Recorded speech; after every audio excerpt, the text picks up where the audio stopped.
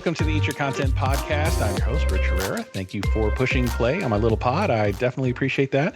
If you like what we're doing here and you like this podcast, please leave a review, like and follow on socials at Rich Herrera and at Eat Your Content, and make sure to like and subscribe where we get your podcasts so you know when new episodes are coming out.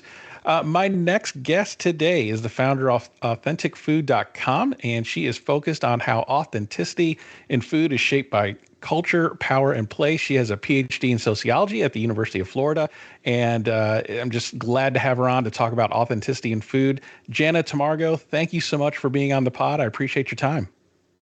Well, thanks for having me. I'm super excited to be talking to someone from Jacksonville, Florida, my hometown. Yeah, we are both from Jacksonville. We didn't know that when we booked, and then I found out she was from Jacksonville. I was like, oh, this is fantastic. Another local. So it's a very local podcast here in Jacksonville, Florida. I love it. And we're going to talk a little bit more about that as we discuss your background, and authenticfood.com.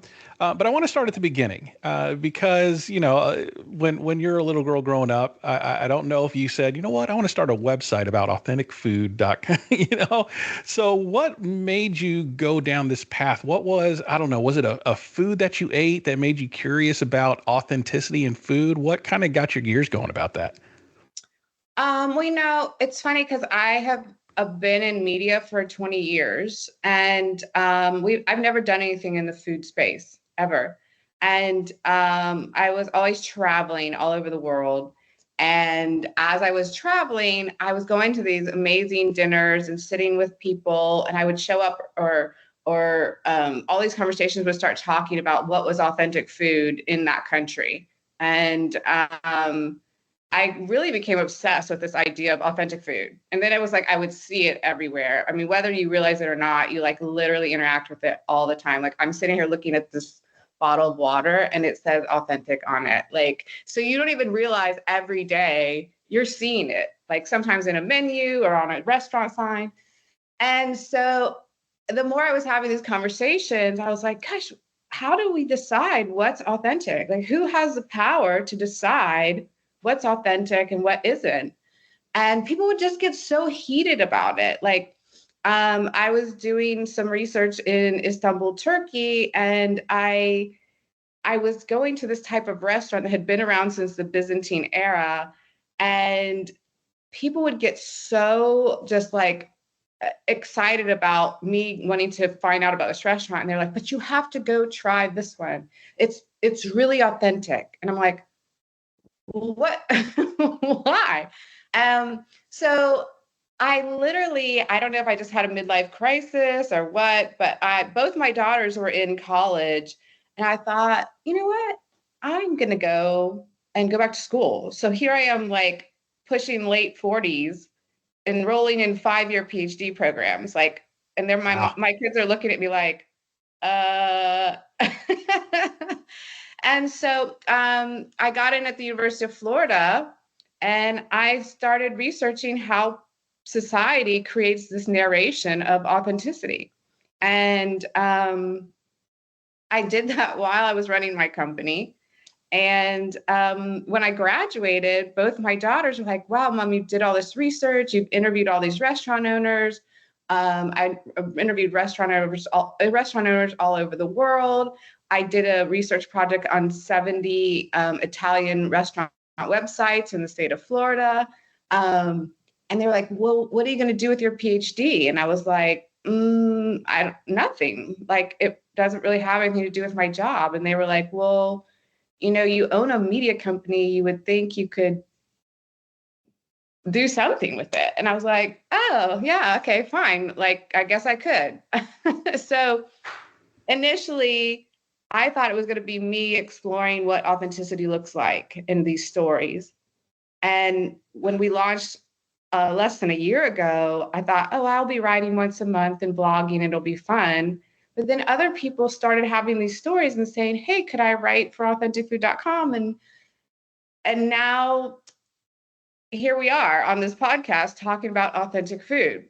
So again, I think it just all stemmed from me wanting to understand authenticity in food more. And it became something I was so passionate about that I had to go and explore it and research it and then become an expert on it, apparently. It's how great stories start, right? It's born out of curiosity, and then you just start pulling that thread, and you just start pulling that thread to see where it leads, see what it unravels. And you mentioned something interesting about kind of gatekeeping authenticity, right? Like, and I want to spend some time on this because authentic, like you said, it's on everything. It's on so many things. It kind of loses its meaning. Like you say it so much, nobody really knows what that means. And yet, when people talk about food, it's very much a flashpoint for some because when people say things like authentic, what do they usually get wrong about that word in describing food at a restaurant or a dish or something like that? I think in society in general, we love these very dichotomous ideas. You know, something is either this or it's that. And authenticity or authentic is one of those words where people are like, oh, it's either authentic or it isn't, or it's real or it isn't, right? And for me, as a sociologist studying it, I realized how it was so fluid and how we had to really approach it as a fluidity in our society that we have to constantly be changing and evolving. And I also study it from this symbolic interactionist type perspective too, where you're having your own experiences and your own social experiences, and those are playing out how you perceive authenticity as well. So what might be authentic to me is not necessarily going to be authentic to you. And a lot of those stories are born in families, right? Like you build these relationships with food. So a lot of that authenticity starts being born in memory. And these were the kinds of stories that I wanted to be telling. Authenticfood.com, we don't tell stories saying, we went to a restaurant and yes, we can prove it's authentic. That's not the goal of authenticfood.com. It's to tell stories of how people feel about food and their individuality and how those ideas of authenticity have changed over time as well. Yeah. So when it's like when people talk about authenticity in food, like you were saying, I think a lot of people mistake authenticity with what they grew up with, right? And when they, when sometimes you learn about food and you realize what you grew up with wasn't quote unquote like authentic. I think the thing that I equate authenticity with is like a banh mi sandwich from Vietnam, right? So people say, "Oh, this is such an authentic banh mi," and I'm like, a banh mi isn't even authentic to Vietnam because do you think they were making French baguettes in Vietnam? That was brought over by colonization of France, and so I think a lot of people when they talk about authentic, it's like this is just what I grew up on. If it doesn't taste like this, then it's not authentic. And I really feel like that's where people mess up. When you were out and you were studying different cultures and learning about different dishes, was there a dish that you tasted or had that broke the rules of quote unquote authenticity, but felt more true to a place than the traditional version of that food? Oh, I don't know. I mean, you have to think I have flown to all seven continents and I've tasted a lot of food in a lot of countries. Ish, I don't know. There's always this debate, which I love because I'm a total baklava aficionado, like a self-proclaimed expert. Like I can taste a piece of baklava and be like, these are, walnuts from this region in Turkey. And my Turkish friends will be like, how did you know that? I'm like, I just know baklava. But there's this very big debate on the origins of baklava and is baklava Greek? Is it Turkish? Is it, so I think about the times I've eaten baklava in Turkey compared to Greece. And when you ask that question, that's kind of like what came up for me because having that kind of dialogue about is it authentically Turkish? Is it authentically Greek? Or is it something else, larger to that region that just isn't necessarily even a nation that exists right now, right? But I can't say, but I mean, as to your point about these types of foods that have gotten kind of like evolved or mistakenly identified as authentic, I mean, to you or someone that might feel authentic, right? Because there's that memory associated. So it feels that like internal authenticity. It's not associated with that external social type authenticity. So, I mean, these are really great conversations that I, as a sociologist, I live for. So, Yeah. and I mean, it just depends on too how you look at authenticity in society. I mean, you have to think back. I mean, you had, like Plato's ideas of authenticity about self-virtue, and then you've got these external ideas of authenticity, like dramaturgy. Are you doing social performances? So yeah, I mean, as far as a meal that I had or a food, no, there's not one in particular. I can't say. Yeah, no, that's all right. But I kind of want to break down to when we're talking about gatekeeping authenticity. Who is allowed to cook what food? For a while there, and I don't know how prevalent it is now, but I try to rise above some of the arguments about that. But there was a time where if you were a certain, if you were white, you weren't allowed to cook like Chinese food. Like Andrew Zimmern, I think is one of the biggest examples that I've seen where he tried to open up this like tiki lounge type restaurant where it was like this Asian fusion thing, and everybody was there was some backlash, and I think he ended up shutting it down. Like, who is this white guy to say what authentic Chinese cuisine is, or who's this other guy who to say that this Mexican food is authentic, and he's not even from the area or anything.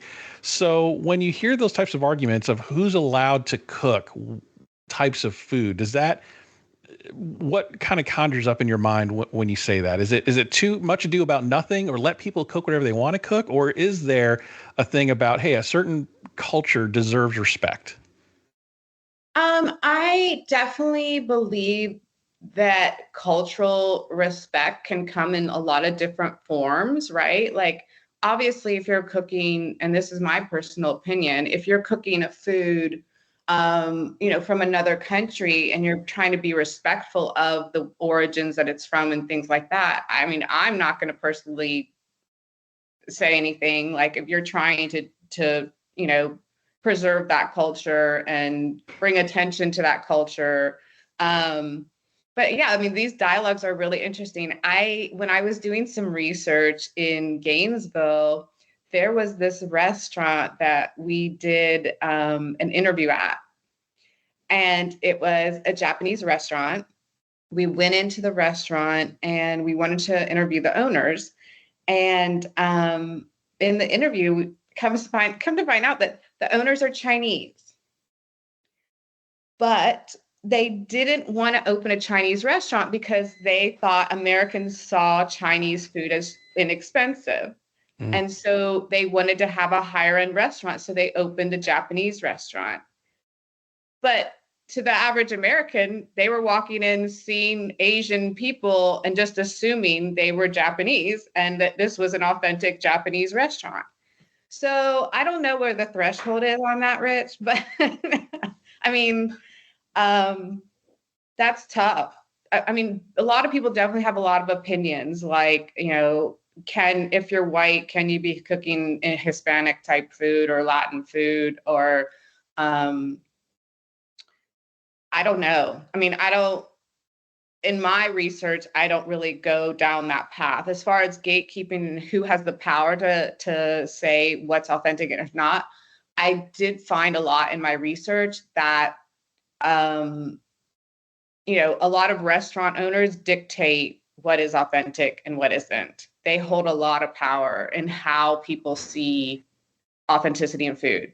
Because if you've never been to Mexico, or you've never had a Mexican cook food for you, and you walk into a restaurant that says authentic Mexican, and you go in there and have an experience, you trust that restaurant owner is giving you an authentic experience, and that's all you'll ever know. And you might not know any different. I mean, I don't know how many people like myself. I mean, I've been to China. I see what Chinese food looks like when I order it from takeout compared to what I saw in China. If I'd never been to China, would I know that I'm not eating Chinese food? I don't know, so these are all really good questions. Right, right.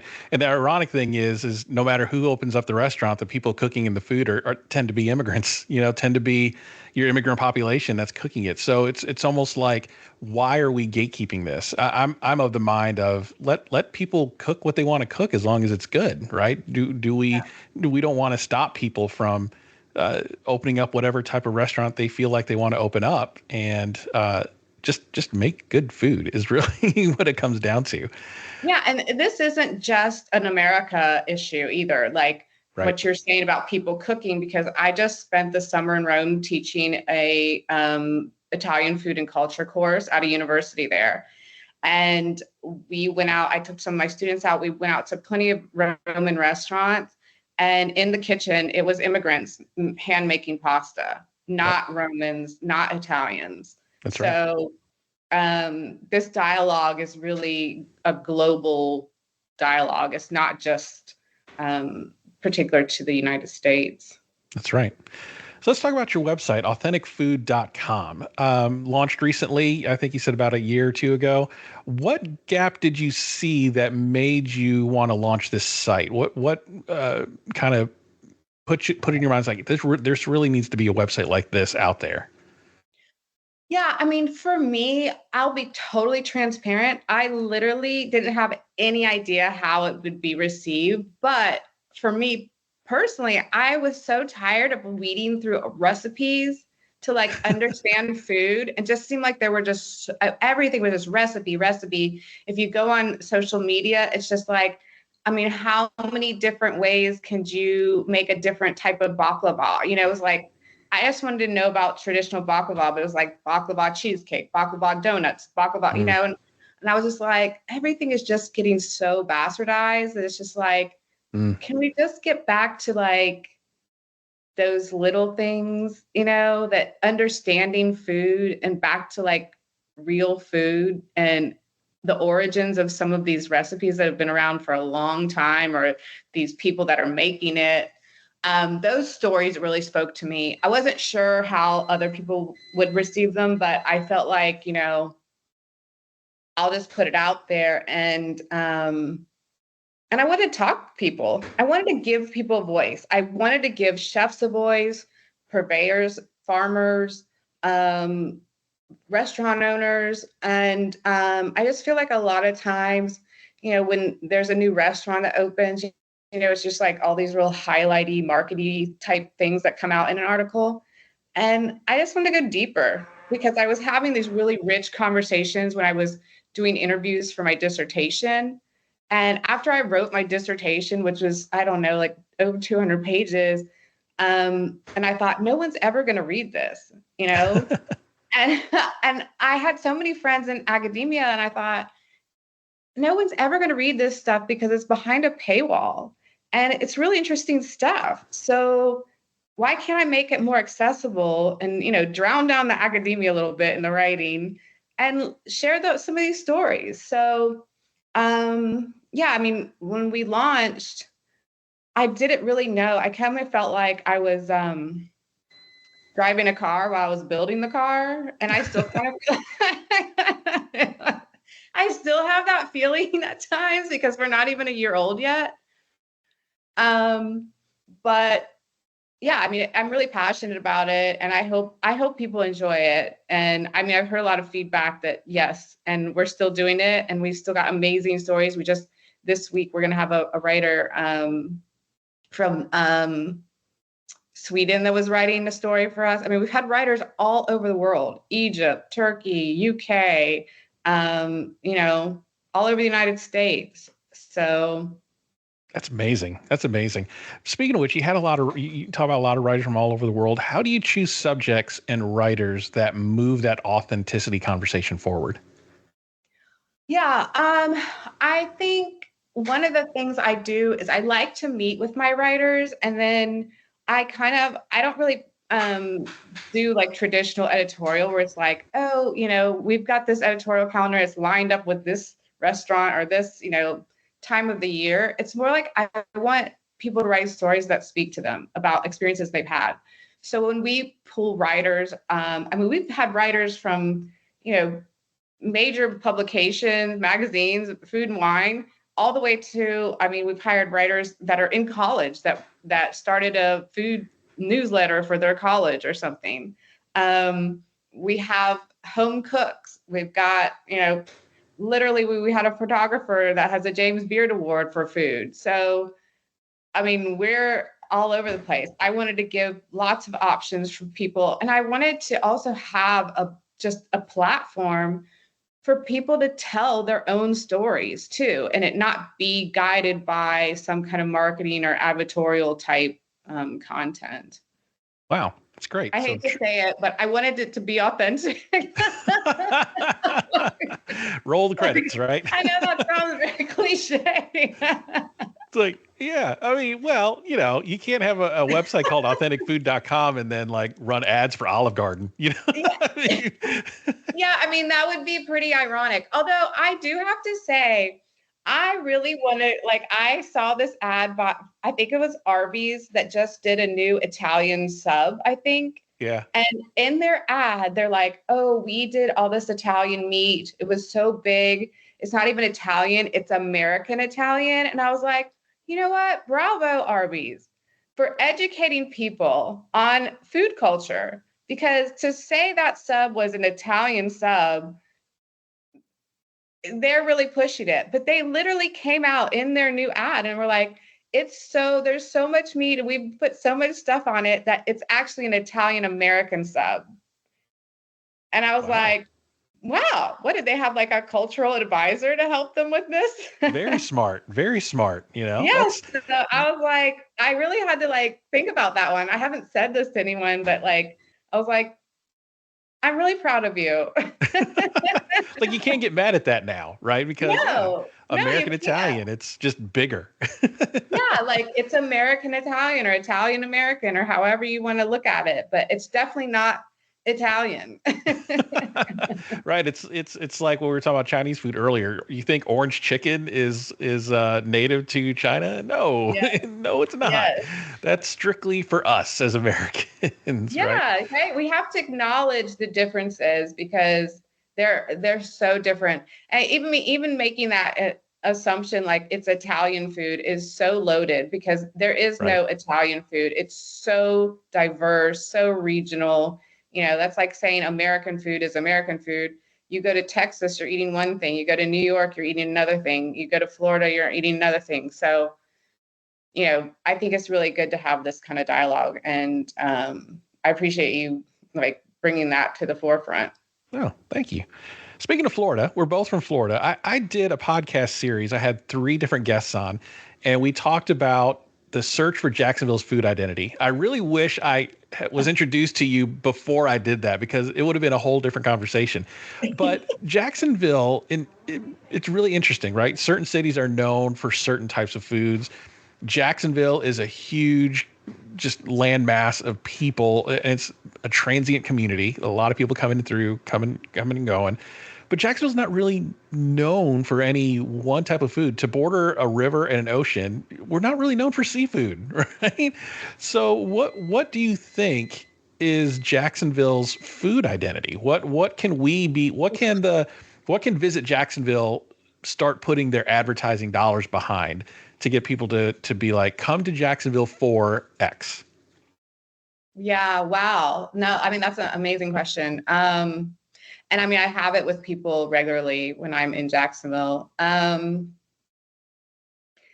I was born here and I grew up here. So of course I go straight to Bono's barbecue. If I think about food in Jacksonville. But you made a good point. Mayport shrimp has always been kind of a staple, but it's not really, like you said, it's not, it hasn't really stuck, I guess.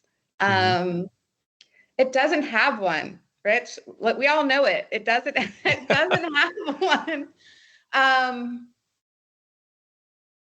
we're just kind of flat in the food identity, right? We're not really known for any one thing. I think we have pockets of really great food in different parts of the neighborhood, and that's what Jacksonville is, just this collection of neighborhoods. And I think certain neighborhoods are really good at this type of food. Certain neighborhoods, the closer to the beach you get, the better seafood you're going to get. Mayport shrimp obviously is local here, but it doesn't really taste any different than any other shrimp. There's no cultural, or not cultural, but no flavor identifier to say this is Mayport shrimp, right? But Yeah. I just think it's interesting when I pose that question to people from Jacksonville. They're like, "Oh, I don't know," And, Yeah. Yeah. No, I wish Kenny was here because we talk about this all the time. I know you had Kenny Gilbert on the show before, but we literally have this conversation regularly. Yeah. I mean, even just growing up here, Tom Gray and Matthew Madure were always the two biggest chefs that I knew in the area. And they seem to have the biggest presence. And then, yeah, I mean, I can't even think of a food like that. And I mean, I grew up here. This is where I learned about food. I mean, there was no internet back then, right? Like you learned about food where you were growing up. And so it's fascinating to me that I have so much depth of food knowledge now because, I mean, there's a lot more access. I mean, think about when I was growing up, like, you could only eat where you could eat. You couldn't get on the internet and research anything or right. hear other people talking about things, and people weren't, globalization hadn't really popped in as big as it is now. So you learned, in that area. Yeah. And yeah, I think about like what I would do for food culture in Jacksonville. And it was like Bono's barbecue, the Loop. Yeah. Like, those were like staples in Jacksonville. Institutions.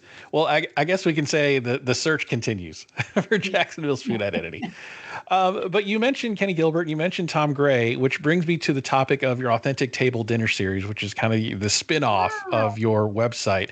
And I read about this and it sounded really interesting. The first one, unfortunately, we're airing this before you host your first dinner, but it won't actually go up live until a couple of weeks after. So we can't really talk about past. We're going to talk about it in future tense, but by the time this airs, it will have already passed. So it'll be kind of future past tense, kind of weird time travel. Yeah. But you're going to have Chef Kenny Gilbert, Rebecca Reed, and Tom Gray. This is going to be, you're hosting your very first Authentic Table Dinner series in a couple of days, which is the 18th of September. Again, by the time this airs, it'll have been past that. But tell me about the Authentic Table Dinner series. What's the purpose? What is it what's the message you're trying to convey? And how did you choose these first chefs to do it? Why Jacksonville to start it off? And what's the menu going to look like? A lot of questions. Sorry. Yeah, no, thanks for asking all these questions. I'm really excited about this series. I have talked about it for, years, probably like a decade, because like I said before, I was traveling all over the world and I would literally get invited to dinners with complete strangers because someone would be like, "Oh, you're doing research here. Do you want to come eat with my family?" Or we're having, a group together. And I would kind of like get wrangled into these dinners and be at these tables. And I always thought, I want to do something like this. But there was one thing I was really obsessed with. And I know you watch a lot of Top Chef. In Top Chef, they always have the table where they've got all these just phenomenal chefs and they're tasting the food. And I was like, I want to sit at that table, with Tom Colicchio and like everybody, like Emeril Lagasse, like all these people that I would love to have a conversation with, about food. And and then another thing that I noticed was anytime I would go to these really big dinner events, you'd have these, just phenomenal chefs cooking or whatever. And when they would come out of the kitchen, everyone wanted a piece of them, right? Everyone wanted to talk to them. Everyone wanted to interact with them. But by then they're exhausted. They have just like created a meal and been in the kitchen, and they know they still have to go back in the kitchen and clean up and, break everything down. And so I started thinking, I would love to have dinner with an amazing chef, an amazing farmer, an amazing food purveyor. I mean, I have like a dream list of who I'd love to have dinner with. And that's something we ask sometimes in our interviews, like, who would you want to have dinner with, right?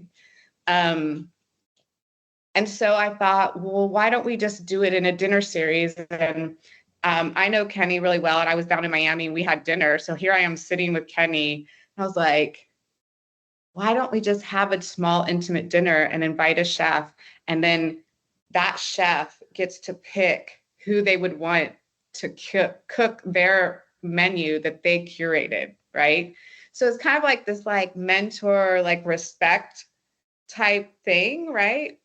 Where it's like you have this great chef, but then you also have another chef either that you respect or maybe you want to highlight, or someone that's up and coming. And so the series was born in my head years ago, and I was just trying to figure out the logistics of how we could make it work. As far as the Jacksonville aspect, I mean, I'm from Jacksonville. It seemed like the perfect place to start the series. And I basically created my dream dinner, which would be Tom Gray, because I always used to go to Bistro Eggs. And I spent a lot of time there growing up. And so when I asked Tom and Kenny, they were both like, yeah, we'll do it. And then Rebecca got pulled in. I took her macaron class when she was at Matthews, way back in the day. And so basically the premise is, it's a small dinner. The dinners are capped at like 12 to 15. And you are actually sitting at the table for this one with Kenny. And he doesn't cook. He talks about his journey. He talks about, the food, why he picked it, why he curated it. He decided to do his own little take on Italian food, since we're doing it at Prati Italia, which is interesting because I just spent the summer in Rome, and I'm also an Italian citizen, but I lived in Prati in Rome when all summer. So the irony there was kind of funny. And so, yeah, it's just going to be this very like intimate dinner with this amazing chef who has, as you know, a plethora of stories to tell, and people get to know him. He gets to come out of the kitchen. We get to give him some agency, right? And he gets to tell his real story. And Tom's going to be there cooking for us, which will be amazing. And Rebecca's doing the desserts. That sounds fantastic. I've had Chef Kenny on my podcast. We covered Top Chef season 20 together for 14 weeks. He had a ton of stories to tell. And we were doing it virtually, and it would be amazing to sit down and eat a dinner that he created the menu and talk about the thought process behind those menus and the dinners and the dishes. And that sounds amazing. Now, this is a series, right? So this is just the first in a series. What is the hope and the goal of this Authentic Table Dinner series? What are some, I don't know how far in advance you have it planned, but what are some cities that you're looking to try to have this with? And what's the dream crew of future Authentic Table Dinner series for you? Yeah, well, we definitely have some coming up. I can't say if we're going to squeeze one more in the end of this year, but starting next year, I know we're going to do one in Rome. We're talking about doing one in Turkey as well. Miami, New York, potentially Asheville. I was just there in Asheville 2 weeks ago, great. talking to a chef in Asheville, which I love Asheville. So yeah, and then we had people ask, could we come to Baltimore? Someone asked, could we come to Santa Fe, New Mexico? So I'm totally open to foster these relationships with chefs, cooking for other chefs and bringing chefs outside of the kitchen onto the table and having these dialogues. And I mean, I think for me, I want to have these more like visceral, intimate dinner experiences, like after COVID, it just seems like we're just so disconnected. It's like we're so more connected than ever, but not. And I feel like the only way for me is to have that table time around food, because food seems to be kind of an equalizer. And, I've been at tables before where It's been 15 different nationalities, all types of religions, all types of genders, and we all got along at the dinner table. And I guess that's kind of my hope for the series, right? That's Especially in amazing. the dynamic that we're in right now. Yeah, I mean, we talk about a divided world, but a table of food does wonders of bringing people together. When you're all eating great food together, the serotonin's flowing, right? And the conversation's flowing. And it's really hard to hate on somebody when you're breaking bread with them, right? So I love the idea of this dinner series. Where can people, we're kind of heading to the end of our time here. So I want to give you the last few minutes here of, you talked a lot about your website, a lot about this dinner series, and I'm sure people are listening going, I want to know more.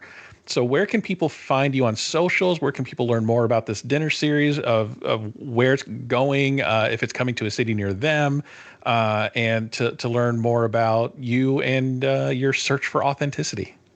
Yeah.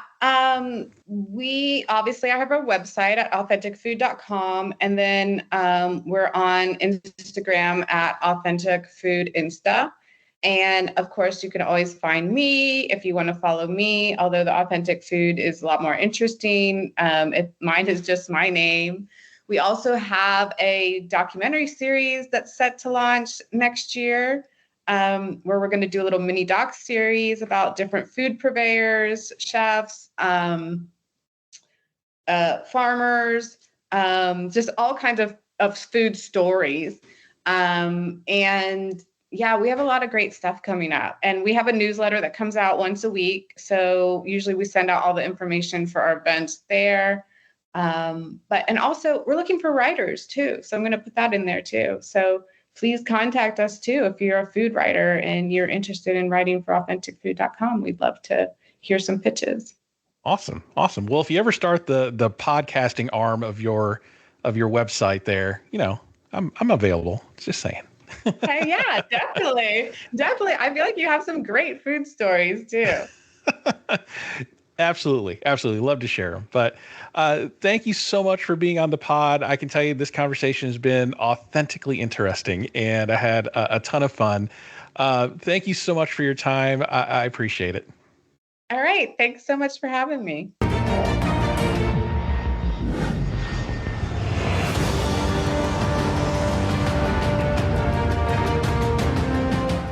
Thanks for listening to Eat Your Content. If you like what you hear, please consider supporting the podcast through my merch store on TeePublic. Get great quality items like t-shirts, hats, mugs, and more, all sporting the vibrant Eat Your Content logo. Go to teepublic.com/user/eatyourcontent for more great items, and thanks for your support.